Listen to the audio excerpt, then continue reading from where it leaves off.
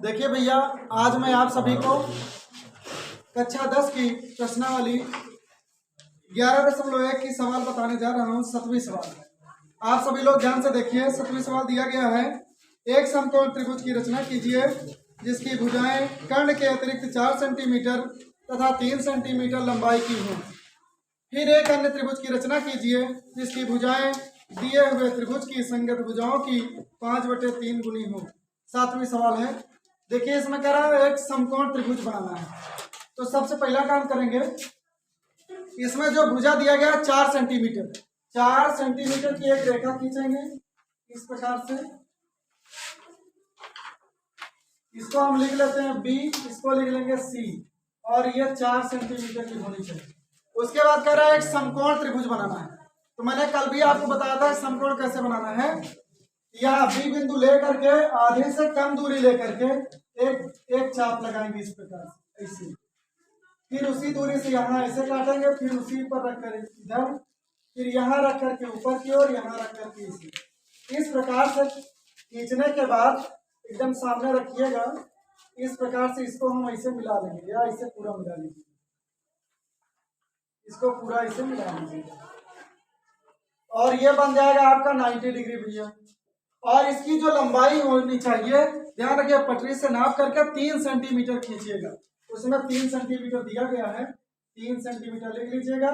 मान लीजिए ए यहाँ पर काट, इसको और रख लीजिएगा ए पर, इसको रख लीजिए। इसकी लंबाई 3 सेंटीमीटर होनी चाहिए। और जो ए बिंदु बना, ए से हमको सी को मिला लेना है। इस प्रकार से ए से सी को मिला लेंगे। इस प्रकार से हमको त्रिभुज एबीसी प्राप्त हो जाएगा। अब देखिए, अब इसका हमको समरूप त्रिभुज बनाना है। तो जैसे सभी सवालों में करते रहे हैं, डी पर रख करके एक न्यून कोण बनाती हुई रेखा खींचेंगे। और इसमें देखिए दिया गया कितने का अनुपात होना चाहिए, 5/3। अब की बार अंश बड़ा है तो इसलिए 5 अधिक दिया गया है। 5 बराबर बराबर चाप लगा लेंगे इस प्रकार से। 5 बराबर बराबर चाप लगाएंगे भैया। इसको लिख लेंगे B1, B2, B3, B4 और B5। और 5/3 दिया गया है, तो नीचे 3 दिया गया है, इसलिए हम C को 3 से B3 से मिला लेंगे। इस प्रकार से हम B3 से इसे मिला लेंगे। अब देखिए भैया, अब हम लोग क्या करेंगे, B3 पर रख करके ऐसे एक चाप लगाएंगे, फिर B5 पर रख करके चाप लगाएंगे। इसकी दूरी को नाप लेंगे, जितनी दूरी होगा इस प्रकार से ऐसे काट देंगे। उसके बाद B5 से होती हुई इधर ये ऐसे एक रेखा खींचेंगे और C को C डैश तक बढ़ा देंगे, C डैश तक बढ़ा लेंगे। फिर C पर रखकर एक चाप लगाएंगे, C डैश पर रख करके दूसरा चाप लगाएंगे। इसकी दूरी को नाप लेंगे, जितना होगा इस प्रकार से काट देते हैं। और AC के समांतर एक AC डैश रेखा इसे खींच देंगे। इस प्रकार से इसको हम आगे बढ़ा लेंगे, और जहां पर ये मिलेगा इसको हम A डैश मान लेते हैं। इस प्रकार ये A डैश बन जाएगा। देखिए, हमारा त्रिभुज बन गया। A dash B C dash एक समरूप त्रिभुज हो गया, और A B C एक त्रिभुज हो गया। ठीक, जो समरूप त्रिभुज बनाना था वो हमारा A dash B C dash बन गया। अब रचना हमको लिखना है। देखिए, रचना लिखेंगे, हेडिंग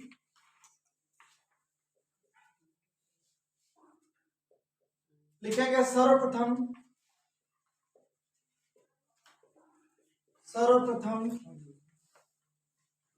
BC बराबर 4 सेंटीमीटर की रेखा खींचा,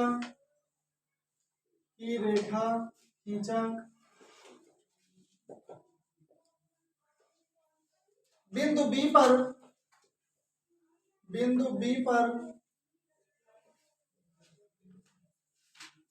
समकोण बनाती हुई रेखा खींचा।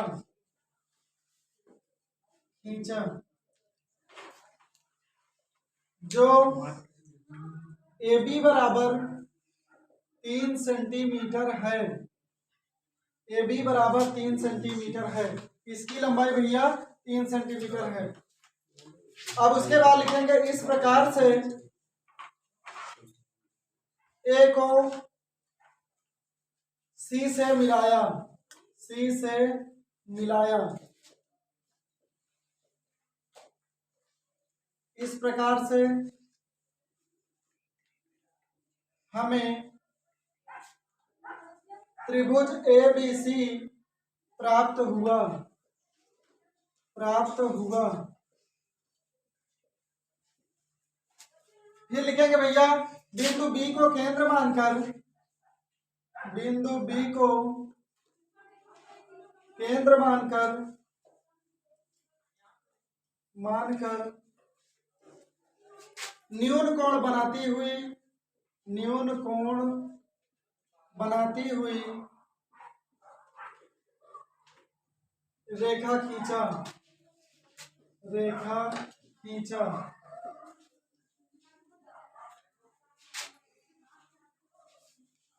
जिसमें 5 बराबर बराबर चाप लगाया, जो B1 बराबर B2 बराबर B3 बराबर B4 बराबर B5 है। B3 को C से मिलाया और B3C के समांतर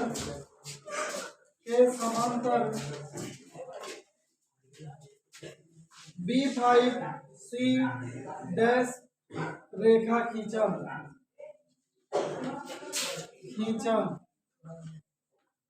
तथा AC के समांतर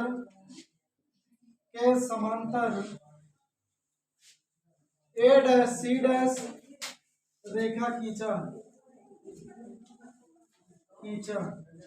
इस प्रकार से हमें त्रिभुज A dash B C dash प्राप्त हुआ।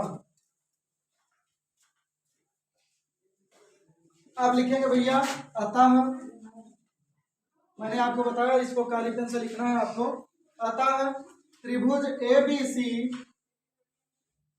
समरूप त्रिभुज A dash B C dash है। इसलिए के बिंदी रखेंगे। उसके बाद लिखेंगे A डैश बटे A डैश B बटे AB बराबर BC डैश बटे BC बराबर A डैश C डैश बटे AC बराबर 5/3। उसमें अनुपात 5/3 दिया गया था। इसको बॉक्स में ऐसे बंद कर लीजिएगा, यही लाना था उसमें। देख लीजिए भैया, ये आपका चैप्टर समाप्त हुआ। बहुत ही इंपॉर्टेंट चैप्टर है, इसमें से निश्चित है बोर्ड परीक्षा में आपको सवाल मिलेगी देखने के लिए, इसलिए आप सब तैयार कर लीजिए। रचना सेम उसी प्रकार से लिखी जा रही है जैसे आप पीछे भी बना चुके हैं कई बार। सेम उसी प्रकार से बनाना है और त्रिभुज भी उसी प्रकार से बनाना है। ठीक भैया, धन्यवाद।